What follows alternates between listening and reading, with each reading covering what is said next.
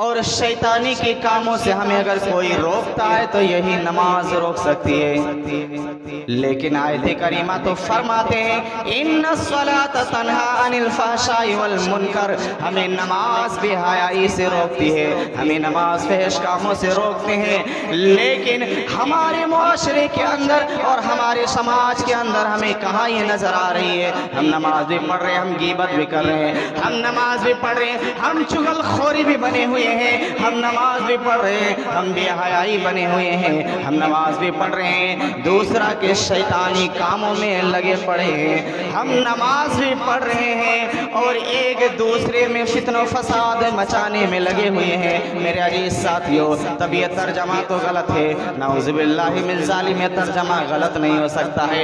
हमारी सोहबतें गलत हो सकती है, हमारी नियतें गलत हो सकती है, हमारी नमाजें गलत हो सकती है, लेकिन अल्लाह की कलाम कभी गलत नहीं हो सकती है। आज हमारी सोहबत क्या, आज हम नमाज कैसे पढ़ रहे हैं? हमारी नमाजों के अंदर खुशू व खुजू कहाँ है? खत्म हो चुकी है। आज हम सिर्फ मस्जिद में आते हैं, नमाज पढ़ते हैं, सजदा देते हैं, रुकू व सजदा देते हैं, सलाम फिरने के बाद मस्जिद से चले जाते हैं। हमें ये जरा सा भी एहसास नहीं होता है कि हमारी नमाज कबूल हो रही या नहीं, हमारी नमाज अल्लाह पसंद कर रही या नहीं, हमारी नमाज अल्लाह अपने अर्श पर कबूल कर रही या नहीं। मेरे अजीज साथियों, यही नमाज अगर हम पूरे जिंदगी पढ़कर चले जाएंगे, अगर कबूल नहीं होगा तो यही नमाज कल क़यामत के दिन हमारे मुंह पर मार दिए जाएगी कि तुम्हारी नमाज बर्बाद है, तुम्हारी इबादतें बर्बाद है, तुम्हारी जितना दुनियाई जिंदगी में रहकर तुम इबादतें की थी वो इबादतें बर्बाद है, वो मुंह पर मार दी जाएगी, बर्बाद कर दिया जाएगा। मेरे अजीज साथी, आज हमें नमाज इस तरह पढ़ना चाहिए जिस तरह नबी अलैहिस्सलाम सिखा कर गए, जिस तरह हमारे सरदार, हमारे कौनैन, हमारे रहबर जनाबी मोहम्मद रसूलुल्लाह सल्लल्लाहु अलैहि वसल्लम ने जिस तौर और तरीका पर हमें नमाज को पढ़ने के लिए कहा, हमें उसी तरह नमाज पढ़नी चाहिए। ये नमाज हम गफलत और काहिली की वजह से नमाज को हम छोड़ देते हैं। मेरे अजीज साथियों, ये नमाज फर्ज कहाँ हुई? ये नमाज अर्श इलाही पर फर्ज है। ये नमाज जो है अर्श इलाही पर फर्ज हुई और तमाम काम इस रुए जमीन पर फर्ज हुई, तमाम चीजें इस रुए जमीन पर फर्ज हुई, लेकिन नमाज जैसी अहमियत और नमाज जैसी इबादतों को अल्लाह तबारक व तआला ने इस रुए जमीन पर नहीं भेजा, बल्कि अपने महबूबे कायनात नबी तो जहां सल्लल्लाहु अलैहि वसल्लम को मिराज कराया और मिराज के बाद उसे अर्श इलाही पर ले जाया गया। मेरे अजीज साथियों, 15वां पारा को उठाइए, देखिए सुब्हानल्लज़ी अशरा बिअब्दिही लैलन मिनल मस्जिदिल हराम इलल मस्जिदिल अक़सा अल्लज़ी बारकना हौला। अल्लाह के नबी को जनाबी मोहम्मद रसूलुल्लाह सल्लल्लाहु अलैहि वसल्लम को अर्श इलाही पर मिराज के जरिए से ले जाया गया और फिर वहां पर जन्नत और जहन्नम को शेयर कराया। उसके बाद अल्लाह से मुलाकात की, सजदे में गिर गया। अल्लाह तबारक व तआला ने उसकी उम्मत पर नबी अलैहिस्सलाम को कहा कि मेरा महबूब जाओ तुम्हारी उम्मत पर 50 वक्त की नमाज फर्ज करार दिया।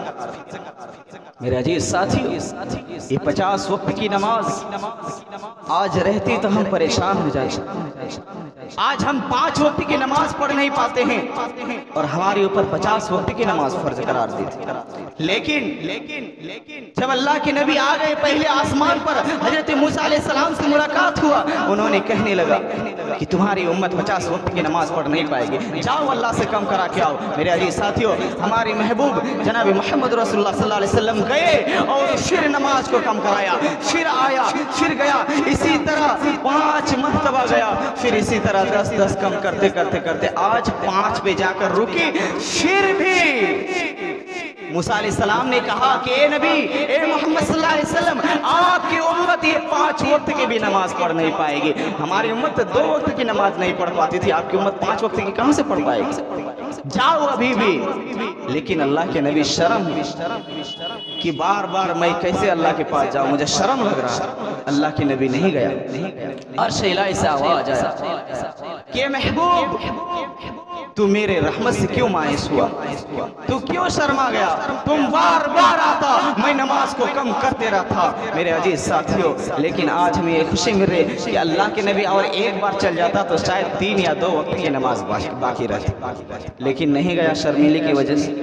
میرے عزیز ساتھیوں، یہ نماز ہے، یہ نماز جیسے اہمیت جو عرش الہی پر فرض قرار دے کر دنیا پر بھیجی، لیکن ہم اسی نماز کو چھوڑ رہے ہیں، اسی نماز سے ہم اور آپ کترا رہے ہیں، اسی نماز سے دور ہیں. میرے عزیز ساتھیوں، نماز کی اہمیت سنیے، نماز کی اہمیت سنیے. حضرت عبداللہ ابن عباس رضی اللہ تعالی عنہ جب وہ ایک جنگ میں گئے تھے اور جنگ میں جانے کے بعد وہ قلعہ تشتر کو حاصل کرنے کے لیے جنگ لڑنا شروع کر دیا اور پوری رات جنگ لڑی، پوری رات جنگ لڑی. اور جنگ لڑتے لڑتے جب قلعہ تشتر کے پاس جیسے ہی تھوڑا ہی قریب پہنچنا تھا، تھوڑا ہی دور بچا تھا کہ اب وہ قلعہ تشتر کو پہنچ جاتے اور اس کو حاصل کر لیتے، وہ فتح قلعہ کر لیتے، یعنی قلعہ تشتر کو فتح کر لیتے اور حاصل کرنے کے بعد وہ اسلام کی جھنڈا اس پر لہرا دیتے.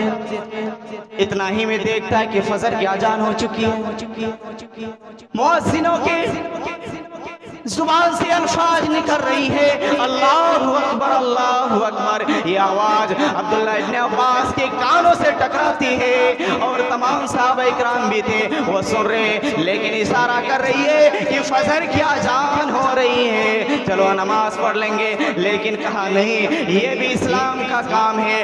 اگر ہم یہ قلعہ تشتر تھوڑی ہی دیر میں حاصل کرنے والے ہیں، یہ قلعہ پر تھوڑی ہی دیر میں اسلام کا جھنڈا لہرانے والے ہیں، اگر اس کو چھوڑ کر نماز ادا کرنے جائیں گے تو پھر مکہ کے کفار اور پھر مشرکین نے حاصل کر لے گا، پھر یہ قلعہ جیت لے گا. میرا جی ساتھی، پھر حضرت عبداللہ ابن عباس لڑتے لڑتے جب قلعہ پر حاصل کر لیا، قلعہ کو جیت لیا، فتح مکمل ہو گئی. اس کے بعد جب قلعہ تشتر پہ اسلام کی جھنڈا لہرانے کے لیے گیا، جب لہرا دیا تب دیکھتا ہے کہ سورج نکل رہی ہے، سورج کی کنار ادھر سے آواز دے رہی ہے، ادھر سے روشنی دے رہی ہے کہ سورج نکل گئی. میرے عزیز ساتھیوں، عبداللہ ابن عباس فوراً وضو بناتے ہیں اور نماز ادا کر لیتے ہیں، اور نماز ادا کرنے کے بعد اتنا روتے ہیں، اتنا روتے ہیں، زاروں کا زار روتے ہیں، داڑھی مبارک تر ہو جاتی ہے، وہ زمین بھی بھیگ جاتی ہے. صحابہ پوچھتے ہیں، ساتھی پوچھتے ہیں، اے عبداللہ ابن عباس اتنا کیوں رو رہے ہو؟ کہنے لگا، میں جب تک اسلام لایا، میں جب تک بیعت رسول اللہ صلی اللہ علیہ وسلم، جب میں نبی صلی اللہ علیہ وسلم کے ہاتھ پر ہاتھ رکھ کر بیعت کیا تھا، اس وقت سے لے کر ابھی تک میری ایک وقت کی نماز قضا نہیں ہوئی، یہاں تک کہ فجر کی سنت بھی نہیں چھوٹی ہے. نماز کی تھی دور، فجر کی سنت بھی نہیں چھوٹی. جب تک نبی علیہ السلام سے میرا ہاتھ سے ہاتھ میں بیعت کیا، اس وقت سے لے کر ابھی تک میرا فجر کی نماز قضا نہیں ہوئی، نہ اور کوئی نماز قضا ہوئی. اسی افسوس سے میں لڑ رہا ہوں، اسی افسوس سے میں رو رہا ہوں. میں تو کوئی غلط کام نہیں کر رہا تھا، میں تو اسلام کا کام کر رہا تھا، اور اسلام کا جھنڈا لہرانے کی وجہ سے، قلعہ فتح کرنے کی وجہ سے ہماری فجر کی نماز قضا ہو گئی، ہماری فجر کی نماز قضا ہو گئی. اسی وجہ سے میں رو رہا ہوں. اگر عبداللہ ابن عباس کہتے ہیں اگر میری مال و زائدات لٹ جاتی، میرے گھر پریوار لٹ جاتے، میرے گھر میں آگ لگا دیا جاتا، مجھے مار کر ہلاک کر دیا جاتا، لیکن جب میری آواز کان میں، جب میری فجر کی اذان گونجتی تو ہم نماز کو نہیں چھوڑتے، میرے دنیا و مال و مافیا برباد ہو جاتے، کافر لوٹ لیتے، میرے افسوس نہیں ہوتا، مجھے اتنا افسوس نہیں ہوتا جتنا مجھے فجر کی نماز چھوٹنے پر افسوس ہو رہی ہے۔ میرے عزیز ساتھی، یہ تھے صحابہ کرام، یہ تھا عبداللہ ابن عباس جو ایک وقت کی نماز چھوٹنے پر رو پڑے، اللہ کے دربار میں گڑ گڑا پڑے۔ اللہ کیسے نہیں خوش ہوگا، ان لوگوں کو کیسے نہیں جنت نصیب کرے گا۔ میرے عزیز ساتھیوں، غور و فکر کرنے کی تصور ہے، اور میرے نوجوان کو اس واقعات کو سننے کے بعد کیسے لگتا ہے ہم لوگ زندہ ہے؟ نہیں، اگر زندہ بھی ہے تو مسلمان کہلانے کے لائق نہیں ہے۔ میرے عزیز ساتھیوں، آج ہم نماز کو قطر چھوڑتے آ رہے ہیں، نماز کو چھوڑتے آ رہے ہیں، کوئی فکر نہیں، غور نہیں، کوئی ڈر نہیں، کوئی احساس نہیں۔ میرے عزیز ساتھیوں، وہ ابلیس تھا جو حضرت آدم کو ایک سجدہ کرنے کی وجہ سے اللہ تبارک و تعالیٰ نے اسے ابلیس میں شمار کر دیا، اسے شیطان بنا دیا۔ لیکن ہم لوگ اللہ کی کتنا نافرمانیاں کرتے ہیں، اللہ کی کتنے سجدے فرائض کو چھوڑتے آ رہے ہیں۔ آج ہماری کیا ہوگا، آج ہماری انجام کیا ہوگا؟ آج ہمیں اللہ تبارک و تعالیٰ نے کل قیامت کے دن کون سی جگہ پر ہمیں جگہ نصیب ہوگا؟ میرے عزیز ساتھیوں، غور و فکر کے اور تصور کرنے کی جگہ ہے۔ سوچئے، اپنے گریبان کو اٹھا کر دیکھئے کہ ہم کدھر ہیں، کہاں پر ہیں۔ میرے نوجوانوں، ہمیں اور آپ کو سب کو پکڑا جائے گا، اور کل